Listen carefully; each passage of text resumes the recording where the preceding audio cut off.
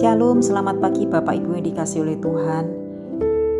Bersyukur pagi hari ini kita diberi kesehatan untuk kembali dapat membaca dan merenungkan firman Tuhan. Mari kita berdoa. Bapa, terima kasih untuk kesehatan yang Tuhan berikan pagi hari ini. Kami masih dapat membaca dan merenungkan firman-Mu. Tuhan pimpin setiap kami agar kami boleh mengerti, memahami dan melakukan firman-Mu dalam kehidupan kami. Di dalam nama Tuhan Yesus kami berdoa. Amin. Bapak Ibu, firman Tuhan diambil dari Kisah Para Rasul 19 ayat 20 yang berbunyi demikian.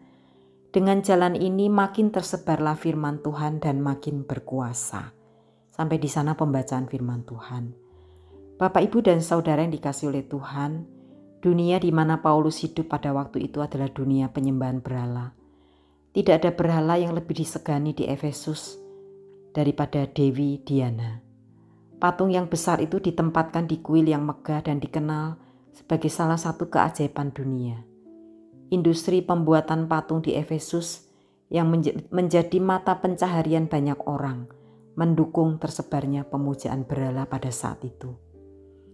Bapak Ibu, Paulus tidak pergi ke Efesus untuk mengutuk mereka yang menyembah berhala, tetapi dengan berani memberitakan kabar baik tentang Yesus Kristus. Ketika Paulus membagikan kebenaran Tuhan dan orang-orang dibebaskan dari ikatan dosa, penyembahan berhala pun dengan sendirinya menurun. Perbedaan yang mencolok antara batu-batu ukiran dengan kuasa Tuhan yang mengubahkan hidup menjadi amat nyata. Orang-orang Kristen yang hidup benar menjadi begitu nampak berbeda dengan para penyembah berhala dengan tindakan hedonis mereka.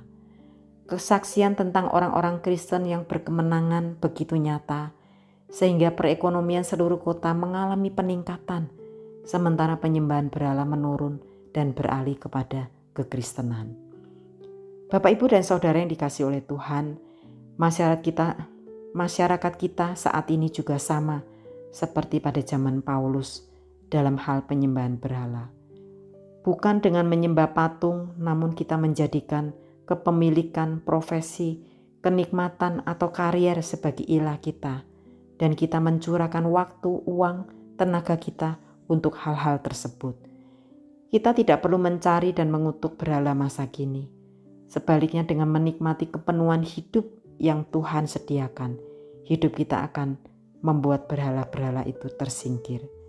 Kita mungkin akan menghadapi tantangan dan kemarahan dari orang-orang karena perbedaan yang sangat bertolak belakang antara Tuhan kita dan Tuhan mereka. Orang tidak suka berhala-berhala mereka diturunkan dari tatanya. Tetapi jika kita meninggikan Kristus dengan hidup yang bertujuan dan penuh kemenangan, maka orang akan melihat perbedaannya dan mereka akan ditarik kepadanya dan kepada hidup yang Tuhan tawarkan. Amin. Mari kita berdoa. Tuhan, kami bersyukur pagi hari ini kami diingatkan agar hidup kami selalu meninggikan Kristus. Kami mau membuang berhala-berhala di dalam hidup kami, agar orang lain boleh melihat Kristus dan menurunkan berhala mereka di dalam kehidupan mereka. Tuhan, tolong setiap kami sadar dan kami tahu Tuhan bahwa hidup kami banyak diperhadapkan dengan tantangan dan godaan untuk menjadikan berhala-berhala di dalam kehidupan kami yang kami tuhankan. Dan tolong setiap kami Tuhan agar kami hanya menuhankan Kristus, hanya meninggikan Kristus dalam hidup kami, sehingga Kristus boleh ditinggikan oleh orang-orang di sekitar kami. Tuhan pimpin, Tuhan tolong dan mampukan setiap kami untuk melakukan firman-Mu. Di dalam nama Tuhan Yesus kami berdoa dan mengucap syukur. Amin.